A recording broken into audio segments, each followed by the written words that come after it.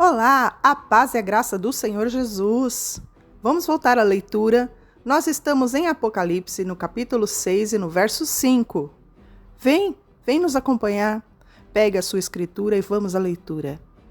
Estamos na abertura dos selos. Já foi o cavalo branco, já foi o cavalo vermelho, e agora no verso 5 diz assim: E, havendo aberto o terceiro selo, ouvi o terceiro animal dizendo: Vem e vê. E olhei, e eis um cavalo preto, e o que sobre ele estava sentado tinha uma balança na mão. Lembra dos 4 animais? Este é o terceiro animal. E na descrição destes seres, o terceiro é o que tem o rosto humano, rosto de homem. Vamos falar então do cavalo. Preto é a cor da angústia, do desespero. A balança aponta para o racionamento em consequência da guerra. Este cavalo é o símbolo do transtorno econômico, a inflação, a escassez, que trazem a fome e as doenças. Em Mateus 24, no verso 7, Jesus também menciona a fome após a guerra. Lá diz assim: Portanto se levantará nação contra nação e reino contra reino, e haverá fomes e pestes e terremotos em vários lugares. Vamos ao verso 6. E ouvi uma voz no meio dos 4 animais que dizia: Uma medida de trigo por 1 dinheiro, e 3 medidas de cevada por 1 dinheiro. E não danifiques o azeite e o vinho. 1 dinheiro ou 1 denário era o salário diário de um trabalhador, que normalmente compraria 8 vezes a quantidade de trigo e cevada. Nas minhas pesquisas eu encontrei algumas interpretações sobre o azeite e o vinho, mas nós vamos ficar com esta. O vinho representa o sangue, o azeite representa a presença do Espírito Santo, a unção. Não importa em qual condição nós estamos, quando o vinho e o óleo são derramados sobre nós, há cura. Por isso o mandamento, a instrução: não danifiques o azeite e o vinho. Vamos ao verso 7. E havendo aberto o 4º selo, ouvi a voz do 4º animal que dizia: Vem e vê. O 4º animal é aquele com a aparência de uma águia voando. Verso 8. E olhei, e eis um cavalo amarelo, e o que estava sentado sobre ele tinha por nome Morte, e o inferno seguia. E foi-lhes dado o poder para matar a 4ª parte da terra, com espada e com fome, e com pestes, e com feras da terra. Este cavalo amarelo, na tradução original, no hebraico, ele está como cloros.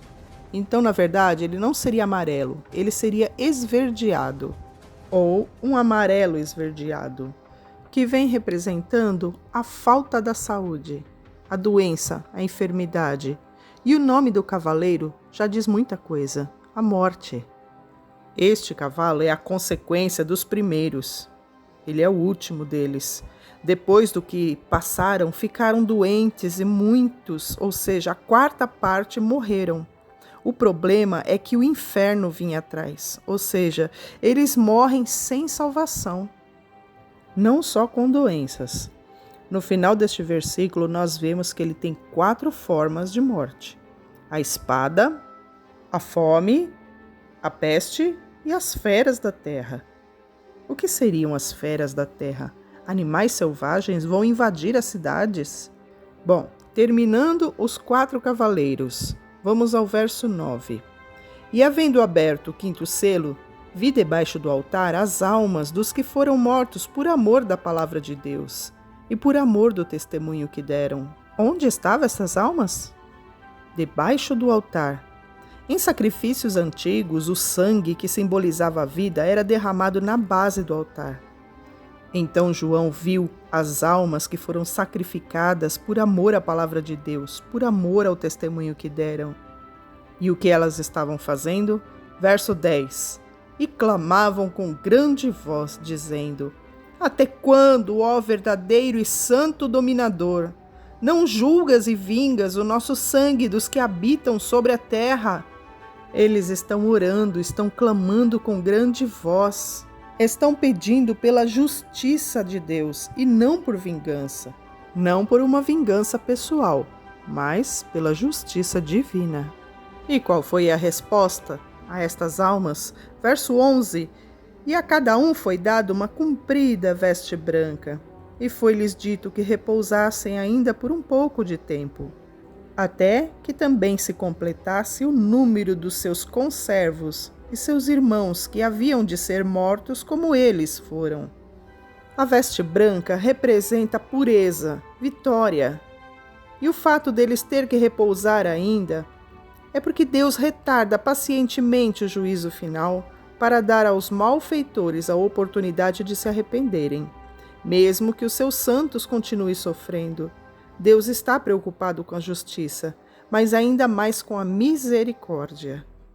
Verso 12: E havendo aberto o sexto selo, olhei, e eis que houve um grande tremor de terra, e o sol tornou-se negro como um saco de cilício, e a lua tornou-se em sangue. O sexto selo descreve uma catástrofe cósmica. Houve um grande terremoto, e o sol se tornou escuro como um pano negro, e a lua vermelha como sangue. Veja que nada do que aconteceu na Terra até os dias de hoje pode se comparar ao que vai acontecer nesses dias. Verso 13 diz assim: E as estrelas do céu caíram sobre a terra, como quando a figueira lança de si os seus figos verdes, balançada por um vento forte. Nessa descrição que João está fazendo, será uma provável chuva de meteoros. Verso 14: E o céu retirou-se, como um livro que se enrola, e todos os montes e ilhas foram removidos do seu lugar.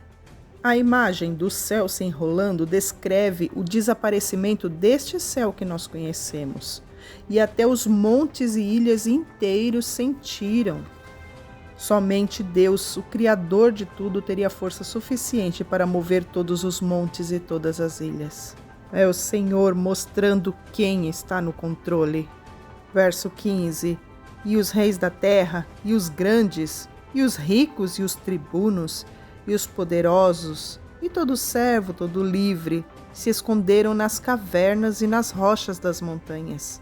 E diziam aos montes e aos rochedos: Caí sobre nós e escondei-nos do rosto daquele que está sentado sobre o trono e da ira do Cordeiro, porque é vindo o grande dia da sua ira, e quem poderá subsistir? João descreve todos estes que estão fugindo, estes que procuram se esconder. Ele começa pelos grandes, os comandantes, ricos, poderosos, mas ele também descreve os escravos, ou seja, os servos e os livres também. Que significa que a ira do Cordeiro atinge todos os seus inimigos, de cima para baixo. Enquanto a ênfase está nos poderosos, vem a informação de que as classes mais baixas também é castigada. E eles, na sua angústia, no seu pavor, a morte súbita de serem esmagados por um monte seria melhor do que continuar sofrendo a ira de Deus.